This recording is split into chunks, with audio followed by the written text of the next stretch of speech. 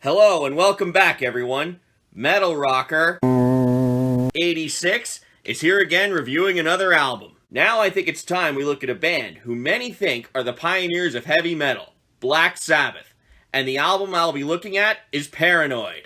Black Sabbath started out as a rock band from Birmingham in 1968, and they really helped define the heavy metal genre. They have gone through many different band members and released 19 studio albums, and were working on a 20th before they disbanded in 2017. Paranoid was one of their earlier albums. On to the album. Paranoid is Black Sabbath's second studio album, and it was released in September of 1970. It ranked as high as third on Colin Larkin's top 50 heavy metal albums, and sixth on Guitar World's The Greatest 100 Guitar Albums of All Time. And Rolling Stone even claimed it was the greatest heavy metal album of all time. It consists of 8 tracks, and altogether is just under 42 minutes long. On lead vocals is Ozzy Osbourne. On guitars and flute for Planet Caravan is Tony Iommi. On bass is Geezer Butler. And finally, on drums and congas for Planet Caravan is Bill Ward. Now on to the songs, all of which were written by the members of Black Sabbath. The first song on the album is called War Pigs / Luke's Wall. It starts off as a very slow song, but it speeds up as time goes on. Instrumentation. It starts off with a cool intro where the guitars are the main focus, but you can also hear the bass and drums in the background. In the verse, it's mostly just vocals with a strum every few seconds. Then the energy picks up as it goes into some awesome guitar riffs. The guitar solo is also very awesome in this one too. The guitars are still pumping you up when we get to the second part of the song, or as I like to call it, the Luke's Wall part. The song is mainly about how humanity wants to cause destruction, while there are some who speak out against war. Originally, this song was going to be the album's title, but the band felt that would be too controversial, but it's still an awesome song on the album and really gets you pumped up. This next song is called Paranoid, and it was also released as a single. It makes you want to rock out with its fast-paced tempo.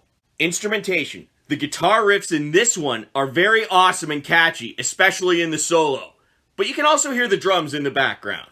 As the song title suggests, the main theme of this song is paranoia, and how there is not much difference between paranoia and depression. This song was very popular among fans, and even reached number 4 on the UK singles chart, despite the fact that it was only supposed to be a filler.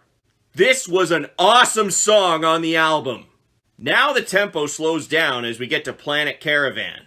Instrumentation. This one's just a little quieter than all the other songs on the album. You can hear some soft guitars in this one with some bass, and a little bit of piano and some congas. The song is about someone floating through space with their lover, and the vocals are very hard to understand in this one as they tried to make it sound like they're in space. While I thought the instrumentation in this one was okay, I really didn't think this song really fit on the album. Now we get to my favorite song on the album, and it was also released as a single. It's called Iron Man. The tempo speeds up, and the energy is back. Instrumentation. The guitars are the main focus in this one with the killer riffs they use in the song. The intro is very recognizable, and as soon as you hear it, you know the song. It starts off with a drum intro for a few seconds. Then the guitars come in and really steal the spotlight, especially in the awesome solo. Now, before I say anything else, this is not about Tony Stark, despite the lyrics, when he traveled time for the future of mankind. It is, however, about a guy who travels to the future and sees that the world is no more and travels back to the present day to warn everyone. On his way, he gets sucked into a magnetic field that turns him into steel, and when he gets back, nobody listens or believes him. This causes him to get mad and destroy everyone. This was an awesome song on the album, and it really got me pumped. Now the tempo slows down as we get to Electric Funeral. Instrumentation.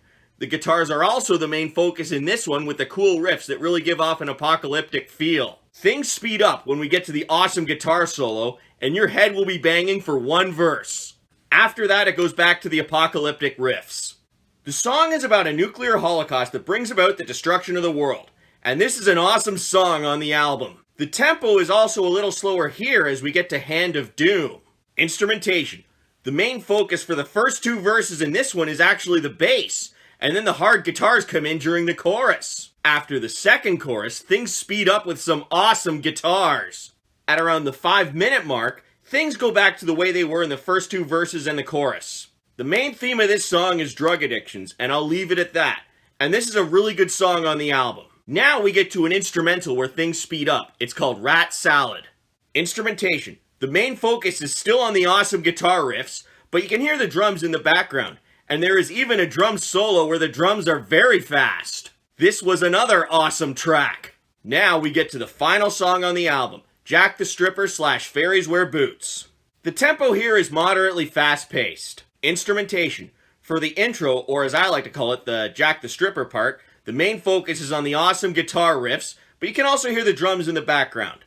For Fairies Wear Boots, the riffs then change, but they're still very awesome. This song is about skinheads in the 1970s. Back then, that was a term used for people who liked to cause trouble, and they wore boots. This song was inspired when they were attacked by some of those hooligans, and Tony Iommi got injured and they had to cancel their next show. This was an awesome song to end the album with. So what did I like about this album? I really enjoyed the instrumentation, and I really liked the guitar riffs in this one. I also really liked the vocals, which Ozzy provided. For the most part, the songs were very well written, they got the order right, and I was really pumped about this album. The only thing I would have changed is I would have removed the song Planet Caravan, as I feel it didn't fit. To conclude this, I will say that Paranoid is definitely worth listening to, and you should check it out. Well, that's the end of this review. If you liked it, please give it a thumbs up down below, and don't forget to subscribe and share. Until next time, rock on!